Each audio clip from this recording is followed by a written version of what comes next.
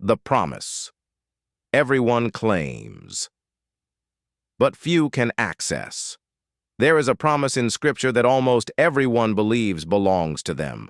They quote it, they declare it, they repeat it when things get hard, they say it with certainty. But here is the uncomfortable truth. Most people were never positioned to receive it, and Scripture never apologized for that. The problem isn't that the promise is false. The problem is that promises in Scripture are not motivational quotes. They are conditional contracts. And contracts do not activate by belief alone. They activate by alignment. Why Scripture promises are misunderstood. Modern religion treats promises like encouragement. Ancient Scripture treated promises like outcomes. You were not promised something so you could feel good. You were promised something so you could move correctly. And that difference matters.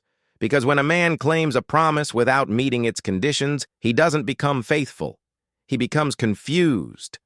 And confused men either give up or blame God. The dangerous assumption. No one questions. Here is the assumption that quietly destroys faith. If God promised it, it must apply to everyone equally. That assumption is never stated in Scripture. It is imported. Scripture is selective, directional, hierarchical. It speaks to people based on role, timing, obedience, and capacity.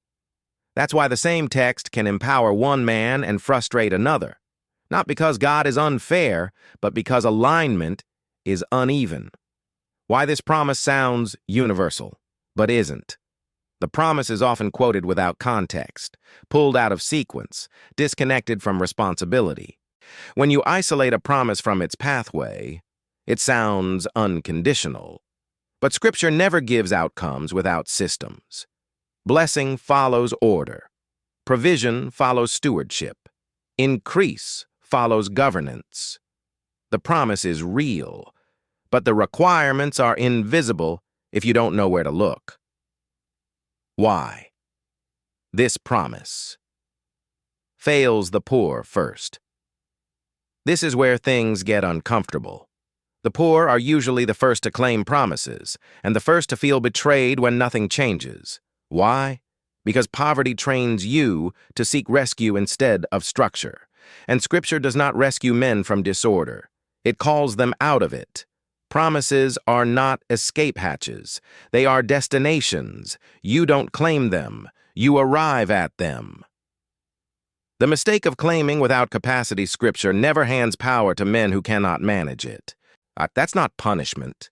That's protection. If a promise requires stewardship, and stewardship requires discipline, then discipline comes before the promise manifests. But most people reverse the order. They want the result to produce the discipline. That never works. Why faith? Without structure, collapses. Faith is not wishing. Faith is acting as if alignment matters. And alignment is not emotional. It is logistical. How you manage time, how you manage money, how you manage people, how you manage information. Promises attached to systems, not slogans. The unspoken filter. Inside. Every promise. Every promise contains a filter. The filter is not belief. It is obedience over time. That's why two people can believe the same verse and experience completely different outcomes. And one built the internal structure required to hold the promise. The other did not. Why Scripture never explains this directly? Because explanation doesn't produce transformation. Pressure does. Scripture assumes responsibility. It does not beg compliance. If you align, the promise activates. If you don't, the silence teaches you. The lie that keeps people stuck here is the lie. If it hasn't happened yet, it means God said no. No. More often it means not yet. You're not built for it. And that statement offends people who want equality of outcome. But Scripture never promised equal outcomes. It promised just outcomes. Why some people seem favored. They're not favored. They're aligned. They don't just quote promises. They build containers for them. The question that changes everything. Instead of asking, why hasn't this promise worked for me? Ask, what does this promise require me to become? Because Scripture is less interested in what you receive than in who you are when you receive it. Transition to Part 2. In Part 2, we're going deeper. We're going to expose the exact conditions hidden inside promises, why entitlement theology fails every generation, and how promises actually select people over time. Because once you see the mechanics, you stop blaming heaven and start engineering alignment. By now, one thing should be clear. Biblical promises are not democratic. They are not evenly distributed. They are not equally accessible. And they were never designed to be. That idea alone makes many people uncomfortable. Because we have been trained to believe that fairness means sameness. Scripture does not agree. Scripture prioritizes order, not equality. And promises are one of the main ways that order is enforced. Promises are outcomes, not invitations. This is the shift most people never make. A promise in Scripture is not an invitation to hope. It is a description of what happens when certain conditions are met. Rain is promised. Harvest is not. Harvest depends on preparation, timing, stewardship, consistency. The promise of rain applies to everyone. The harvest applies only to those who worked the land.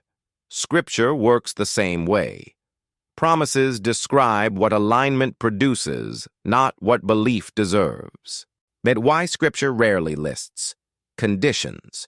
Explicitly, people often ask, why doesn't the Bible just spell it out clearly? Because clarity does not produce transformation. Pressure does. If Scripture listed every condition plainly, people would comply superficially. They would perform obedience, not become obedient. Instead, Scripture reveals conditions through patterns. You are expected to observe who receives promises. When they receive them, what preceded fulfillment, what disqualified others. Scripture is not a checklist. It is a training ground. The pattern is always the same. Look carefully and you'll see it everywhere. Before increase, there is order, there is discipline, there is responsibility, there's time. No one in Scripture stumbles into a promise by accident. They grow into it. And growth is always inconvenient. Why responsibility always comes before reward. This is the part modern teaching avoids. Scripture never gives power to men who cannot govern it. That is not cruelty. That is wisdom. If a man cannot manage scarcity, abundance will destroy him. If he cannot manage silence, visibility will corrupt him. If he cannot manage small authority, large authority will expose him. Promises wait for capacity, not because God is slow, but because damage is expensive. The difference between hearing and qualifying. Many people hear promises. Very few qualify for them. Hearing requires attention. Qualifying requires transformation. As transformation means thinking differently, acting differently, prioritizing differently, responding differently under pressure. Most people want the outcome without the internal restructuring. Scripture does not allow that shortcut. Why time is a non-negotiable. Requirement time is not delay. Time is testing. Time tests. Consistency, integrity, patience, emotional stability. Anyone can behave correctly for a week. Few can do it for years without recognition. Promises are not released to enthusiasm. They are released to endurance. That's why time filters people out.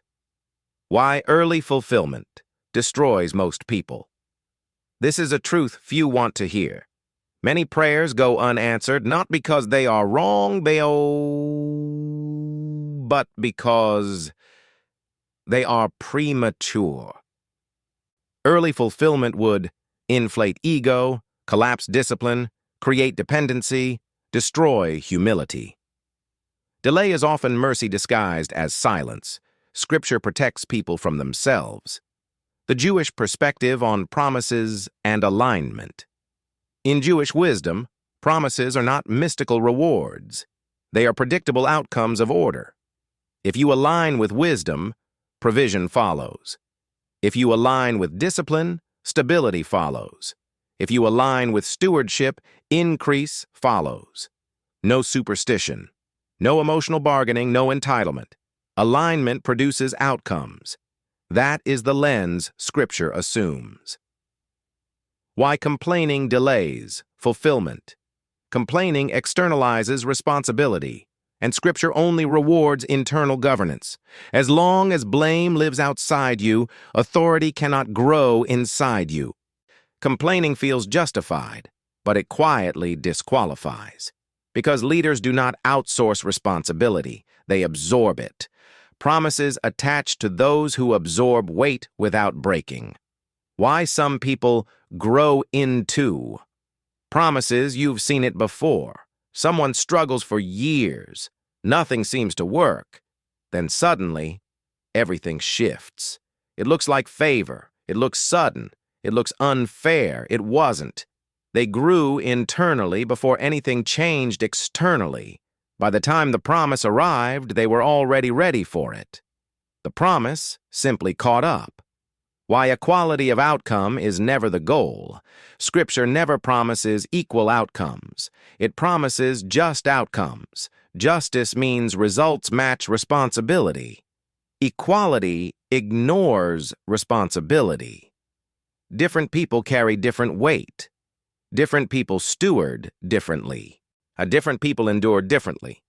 Promises, respect, capacity. Always. The hidden cost of entitlement. Theology. Entitlement theology teaches people to expect results without becoming responsible. It feels compassionate. It sounds inclusive. But it produces weak men. Weak men resent Scripture when promises don't arrive. Strong men study patterns and adjust. Scripture was written for the second group. When the promise finally activates, there is a moment when something shifts. You stop begging. You stop needing proof. You stop obsessing over the outcome. You're focused on execution. That is when fulfillment becomes possible. Because desperation collapses structure. Calm sustains it. Promises attach to those who no longer need them emotionally. Why silence is often the final test. Before fulfillment, silence intensifies. No reassurance, no signs, no validation. This is where most people quit. But silence tests whether obedience was conditional. If you only obey when rewarded, you were never aligned. Silence separates builders from beggars. The promise does not apply to everyone because not everyone is willing to be transformed by it. That is not exclusion. That is design. Scripture does not chase people. It waits for them to rise. If this promise hasn't applied to you yet, it's not rejection. It's preparation. Build the structure, carry the weight, sustain the order, and when the promise finally arrives, you won't celebrate the reward. You'll recognize it.